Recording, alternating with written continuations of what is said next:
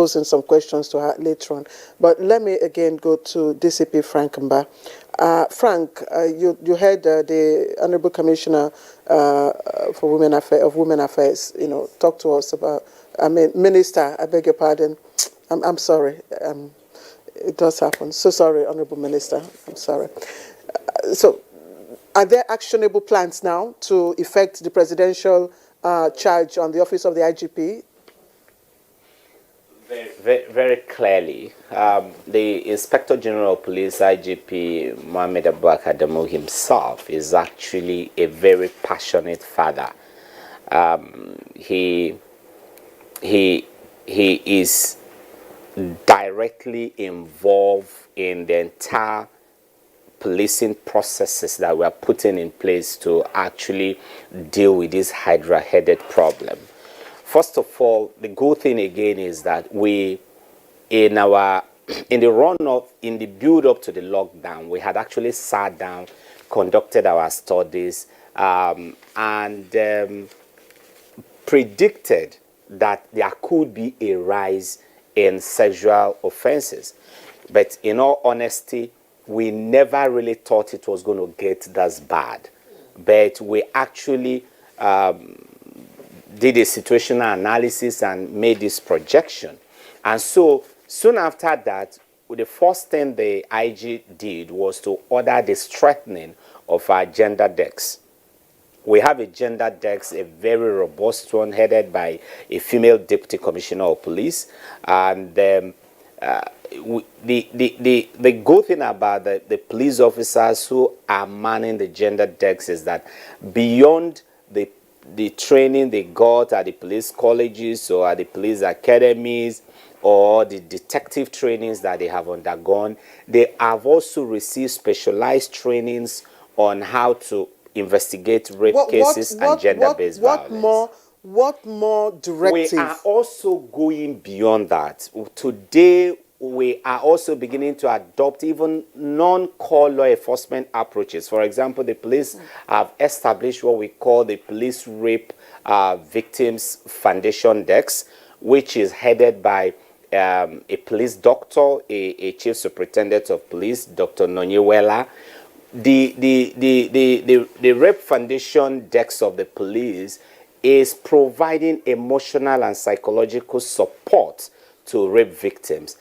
And also, because it's domiciled within the police medical services, they are also supporting investigation and supporting the collation and preservation of forensic evidences that are important in securing conviction for rape. We've also partnered with UNICEF to build a facility support for rape victims. So in the Federal Capital Territory today, in Maitama district specifically, we have a building where children that have been exposed to sexual violence can actually be temporarily sheltered. We were not doing that before because these are some of the services that we left out to civil society groups, to non-governmental organizations, and probably to some other government ministries. But because we are now beginning to see the damaging effect, and we have seen that just core law enforcement approaches alone will not solve the problem. We need to go beyond core law enforcement approaches. We need to expand our approaches beyond investigation, beyond arrest, beyond prosecution, to also engaging the victims and trying to give them succor, support, and also helping to rehabilitate them. So, Claire, the honest truth is we are also expanding our collaboration and partnership. We are working very closely with NAPTIP. I'm sure you must have seen the Inspector General of Police having a joint media outing with the DG NAPTIP as well as the ES of the National Human Rights Commission. So we are opening our doors wider. We'll be working with the Ministry of Women Affairs. We'll be working with civil society groups, and we're working with UNICEF and other international agencies. Just before Kingsley comes in, Kingsley, excuse me. I know there are requirements. There are things you ask from, rape victims as evidence and all that. Are you holding on strictly to those requirements, or are you relaxing a few to make for easy presentation of, evidence from victims? No, some of those things are not, they are matters of law. But what we've done is, in the past, victims have complained about in, the very inconveniencing approaches and attitudes at the police station. And that is what motivated or influenced the establishment of the gender desk, where you now have specialized investigators who understand the emotions and the trauma these victims are going, who are able to empathize with them and connect with them at the appropriate level, ask questions that are gender sensitive, and adopt investigative approaches that are gender friendly and age sensitive. So when you are interrogating or interviewing a child victim of sexual violence, you must know how to talk to the person. You must know how to empathetically and sympathetically connect with the person so that the person can speak to you freely. So we are doing all that, and but beyond that, we will also be carrying out a lot of sensitization campaign to let Nigerians know what we expect them to do when there are incidents of rape or sexual violence, how they can protect the scene of crime, and how they can take appropriate actions so as to make our investigation processes easy. Because the scene of crime is key. And like I said the last time I was on this program, once you mess up the scene of crime, once you contaminate the scene of crime beyond redemption, the investigation will almost fail or collapse. All right, Frank, I think we'll return to you so that you'll go over the advisory you gave on that occasion while you were here. Once there's a rape incident, what the victim should do and what the families of the victim should also do. But we have a number of tweets that have come in from our viewers, quite a lot of them. Let's quickly go through those tweets now and then return to our guest. P.A. Oyebanji tweets, it's good to talk about rape and how to punish the offenders, but what are the root causes of rape in our society?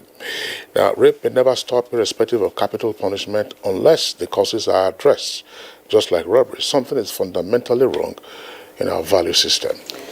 Right. Dele Jack Solomon tweets, please ask your revered guests to explain the correlation between coronavirus lockdown and the surge in rape and domestic violence cases. Nigerians need to know. Meanwhile, I would like to encourage all men to be their sisters' keepers, and all ladies should learn how to... I don't know. But let me read. Dele Jackson says, all ladies should learn how to dress decently when in public. What about the children? What about the infant? Dele? That's right. That's a very pertinent question. I mean, we keep hearing... we keep... Precisely. That's what the Honorable Minister is saying now. There are ladies who are dressed in hijab and yet who get sexually assaulted. I think that is... it's a hackneyed excuse, and it's no excuse for sexual violence. Take your eyes away if you don't want to see we that. have other tweets. Innocent Yawa James. The upsurge in rape cases is largely due to very weak institutions. Protection from this ugly and vicious crime is prevention and response. Girl child education is key to putting an end to it. Adejumo Paul Lubumi tweets, we can beat back the rising cases of rape by ensuring prosecution, I beg your pardon, of rapists and modifying our laws to make the punishment for rape very severe. Imagine a rapist of minors getting a 3-year jail term and an option of fine. That's very bad, he says. I think rapists should be jailed for life. Amongbola Babs, it says, rape cases are a reflection of the rot in our family life. We all know that the family is the bedrock of society. Once that system is faulty, the very nucleus of society is shaky. Broken homes breed poor children with no parental upbringing. Let's work on the family system.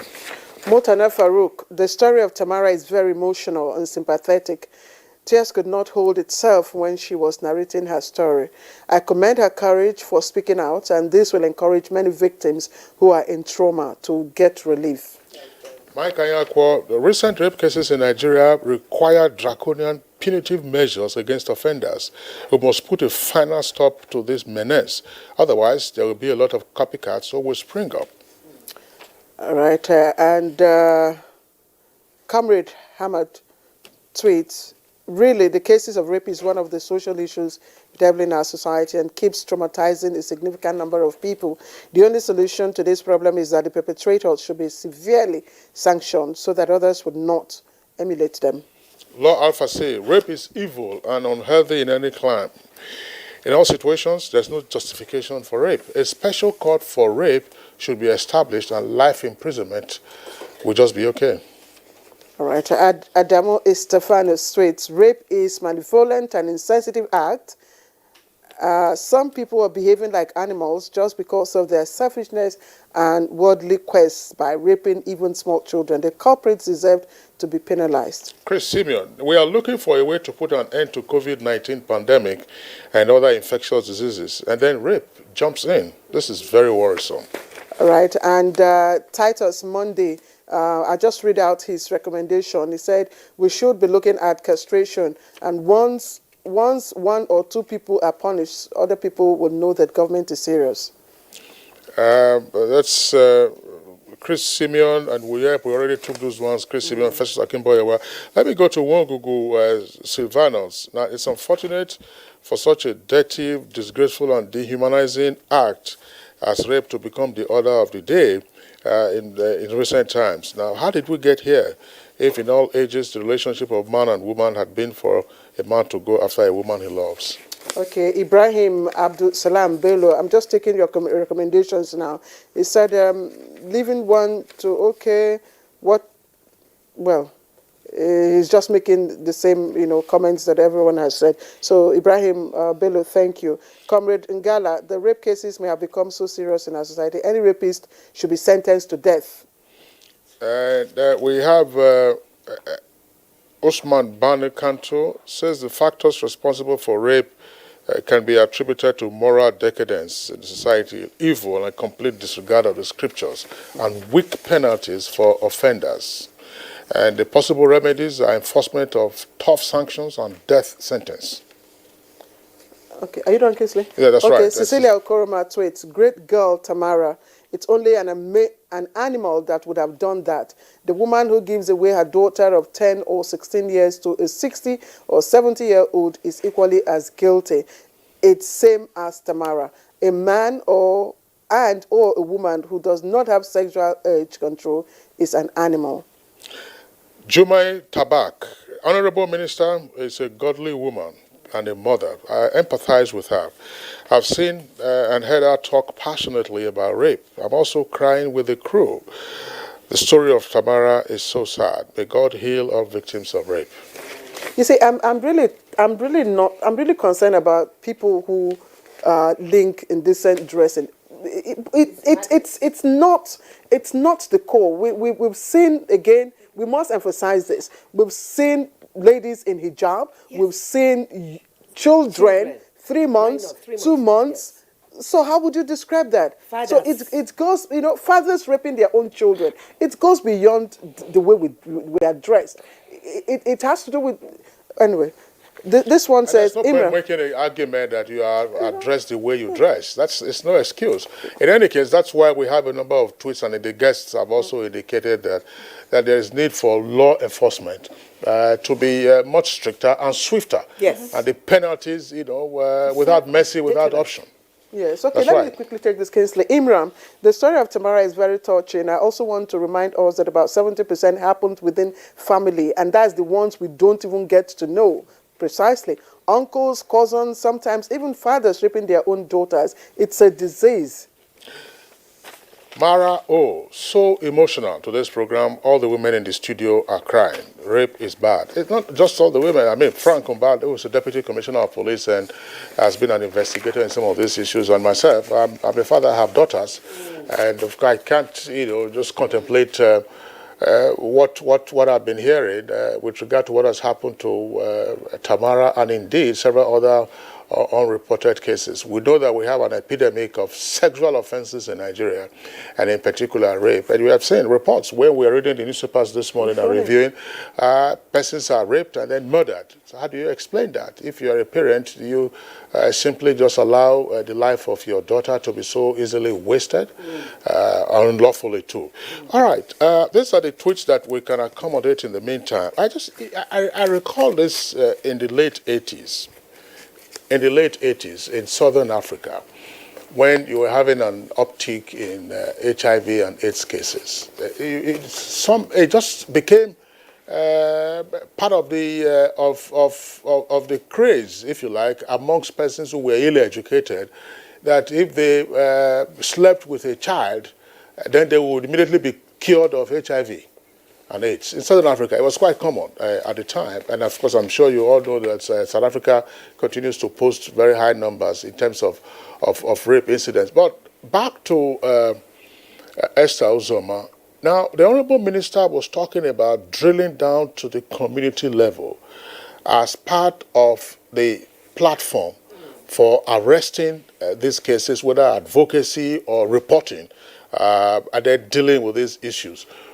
How effective do you think that would be? Or better still, how might we exploit, if I say we, I'm talking about society, the government institutions, law enforcement institutions, exploit very rapidly the foundation of the grassroots to be sure that this problem is brought under significant control? Wow. You see, the grassroots is a very key area, because there are traditions that actually, in some cultures, rape is like the preliminary to marriage. If you see the woman, in some of the studies I have done, if you see a woman you want to marry, chase her down on her way to stream. Once you catch her and rape her, she's yours. You see. So, definitely. And there are also some cultures that actually, concede the hymen to the father. And so you find, when you come to such societies, they'll say this is not what we do. But because society is evolving and law have provided the standard to guide our behavior, you are not at liberty to do what you want. You must, comply with the standards provided by the law. But the grassroots, there are several gatekeepers. Unfortunately, most of the gatekeepers at the grassroots level are men. And sometimes they're also the beneficiaries of this evil practice. Another thing I want to talk about really is that the way sometimes we groom our boys, their personality is tied to their penis. And so you find, as they are growing up, they become victims of drug peddlers. People who want to say, you're either advertising elongate, enlarge, enhance, your masculine appendage. And so you see a budding youth. He is consumed. Everything about him is about his sexuality. Everything about him. And so, if he takes one drug today, he will want to see how many women he can conquer. Women become things of conquest. I'm talking about socialization now. And these drugs, I've always said it, they're easy to buy. Any filling station, garden, you buy easily. And they're exposed to young children, young minds. And so you find, instead of our young minds thinking about how to take us to the moon, how to take us, all right, they are consumed with sexuality, not about science. Sex from morning to night. So something we should also beam light on this aspect, and then also bring some healing. Okay, in terms of advocacy, I think yes. I wanted to say, Honorable Minister, it means you have a lot of work to do. But looking at the ingredients of advocacy, I think that's part of what Esther was just talking about. You would like to contribute to that, Honorable Minister? Thank you very much, Esther, for that beautiful contribution. And thank you very much, Frank, for your very important contributions you made, which I want to touch on the issue of girls hawking. We have to make laws to ban hawking. But before we do that, what led to the mothers to send these children hawking? Poverty. That's right. If you check most of these girls, the minors, going out to hawk, maybe the tray, the whole thing, is not up to 5,000, maybe 2,000. Granuts, bread. Oranges. We just have less than 2 minutes. That is one. Esther, so we will deal with that, but women must be empowered if we want to address this matter. I mean, they send these girls to hawk because they need to survive. They need to feed. They need to eat. Advocacy is very, very important. What Esther said is very, very apt. The society must all join hands with us. We must deal with these issues. That's why the Ministry of Health is involved. Education is involved. Education of the girl child is key. The societal problems that drugs are being sold openly and everywhere. And these people, these boys, young boys, take it and try to test themselves on young girls. Just a quick one before I bring in Tamara. Because the Governors Forum, well, the First Ladies have been able to get the buy-in of the Governors Forum. Yes. And they have declared a state of emergency. What should accompany that state of emergency? What kind of actions? Yes. Of course, dealing with the culprits and all pending cases. We have more than, the list in every state is about 120. Cases that are swept under the carpet. All cases of rapes that are pending must be treated with dispatch. Okay, let me pause you. When that is done, then we know that the action is on. Okay. But I know they are committed, and I'm happy the police are committed. Okay. Tamara, one of the issues why people or victims don't come up is stigmatization. So far, you are one of the courageous, few that have broken the silence. What are the feelings you are getting from, your colleagues, people around you? Just share with us briefly in less than 60 seconds. Well, I've conquered stigma long ago, right from my secondary school days. But since I came out to speak about this, I've gotten a lot of support. My colleagues, even that very day, my mom called me. She was crying on the phone, telling me, "So you still have this in your mind?" I said, "Mommy, what else would I do?" I've conquered a stigma. I still got lots of messages from people on my Facebook page narrating their own experiences to me, but unfortunately, they can't come out to speak the way I am talking about it today. But the issue about me now is psychological, because I'm over 30 and it's really difficult for me to maintain a relationship, because each time I think sex, I think pain. It is so bad that even in relationships and we want to get intimate, it's almost impossible. I need to maybe take a little of alcohol to get my mind off it before anything can be done. I've been in relationships where, because I cannot satisfy sexual urge, the man has to walk away and look for another partner. I've endured relationship violence because I want to have a stable relationship and move on with my life. So psychologically, I'm still trying to find a balance, but I hope I get out of it soon. You will get out of it. Yeah, Tamara, Ebewe, we would like to thank you for being our guests on Good Morning Nigeria today. Of course, you are a staff of the Nigerian Television Authority. You can go with the assurance that our viewers in the country and elsewhere in the world, and those who will access this on YouTube, will definitely, of course, be with you in spirit. They'll encourage you. I will also continue to encourage you, as indeed others. Quite certainly, the Honorable Minister of Women Affairs is here. You are, a prime candidate for advocacy on these issues. Take it this way: you are healed, and I think that you have overcome. You have defeated your violator, and may the Almighty be with you. Honorable Minister, very quickly to her. Thank you very much. Tamara, you are healed in Jesus' name. And I want to assure you, I recall your face. She was among the female sports team that came for solidarity. I received them in my office yesterday. Tamara, I would like to see you. We will work with you. We will support you. You are a champion. And we will move out for the advocacy with you. All right, Honorable Minister. I just wanted, we don't have time. DCP Franco, but we don't have time. The advisory on what to do in the event of a rape. Victim and families. Bulletize the point. Okay, very quickly. like we all know, the scene of crime is very important. Once it's contaminated, everything is gone. So our advice will depend. Okay, our advice, one, if you are a victim of rape, please, there's a high temptation for you to want to discard everything that will remind you of the rape. It's natural. But we urge you to tread carefully. Don't take your bath.